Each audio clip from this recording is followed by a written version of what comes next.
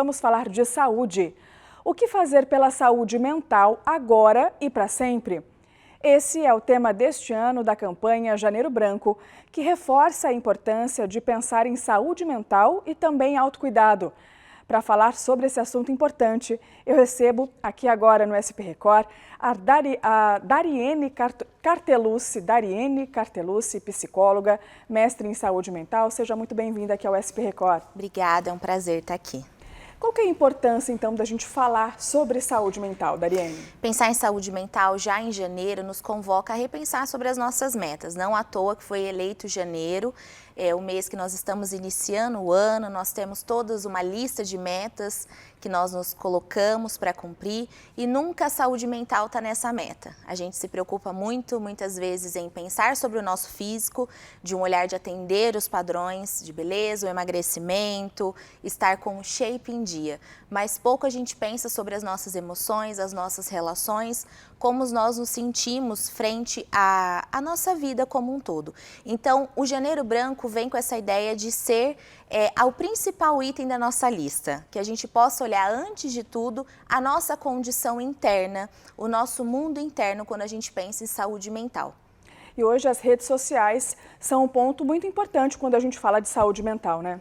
Sim, muitas vezes as pessoas colocam como uma grande vilã da nossa saúde mental, algo que nos adoece por conta das redes sociais e nós vemos realidades inatingíveis com recortes, mas ela não é uma vilã, desde que nós saibamos usar. Por isso que cuidar da nossa saúde mental é, antes de tudo, nós pensarmos qual uso nós fazemos. Pode ser uma fonte valiosíssima que nós tenhamos acesso às informações, entender sobre os mais diversos assuntos e nos conectar com as pessoas.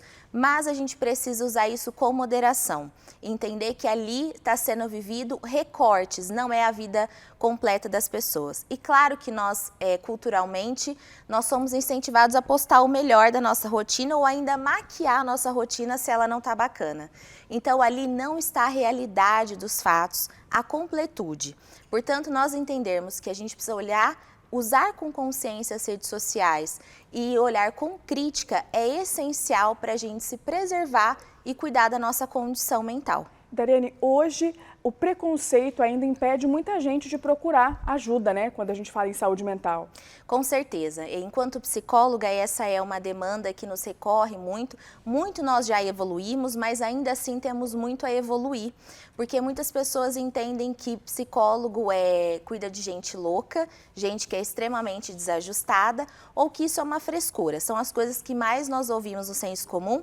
E tudo bem as pessoas pensarem isso, afinal de contas não têm acesso à informação. Então, quando nós, profissionais da saúde mental, vimos aqui, a gente vem falar sobre esses temas, nós aproximamos e a gente diz que psicologia é coisa de gente que quer cuidar dos problemas, que quer desenvolver recursos para lidar com as adversidades da vida. Então, sem dúvida, a forma de nós combatermos esse estigma é a gente levar informação. E pensando que fazer terapia ou procurar psicólogo não é que a sua vida vai ser sem nenhum problema, mas nós vamos construir recursos para lidar de uma forma diferente com as adversidades da vida. Apesar do preconceito, nos últimos anos, a gente viu aí um aumento das pessoas que procuram por esse tipo de atendimento, né? Principalmente depois da pandemia, né, doutora? Sem dúvida, o marco, a pandemia, ela trouxe isso, que as pessoas passaram a ter um olhar diferente sobre a psicologia, entender a necessidade de cuidar da saúde mental.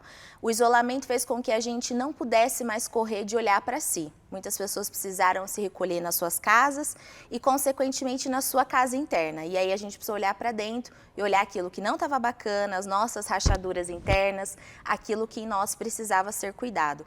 Então, sem dúvida, a psicologia passou a ser uma aliada muito importante.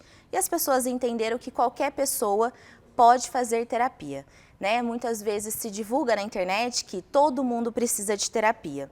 Na verdade, a gente falar sobre isso não é o correto, mas a gente pode dizer que todo mundo pode se beneficiar com a psicoterapia e olhar para a sua realidade e conseguir ampliar a forma como a gente vive.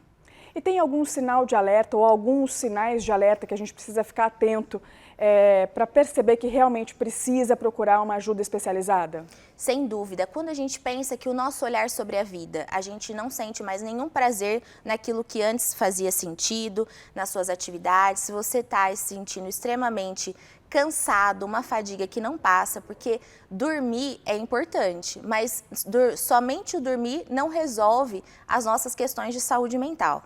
É algo que a gente precisa cuidar, um cansaço extremo, a sua mudança de apetite.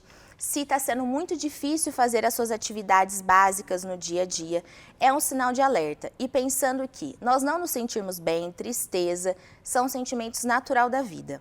Mas se isso prevalece e te incapacita, começa a prejudicar que você tenha uma vida funcional, trabalhe, lide com a família, tenha espaço de lazer, aí é o momento da gente buscar ajuda. Então, a prevalência dos sintomas e o prejuízo que ele nos causa é um sinal de alerta que a gente precisa recorrer a profissionais da saúde mental.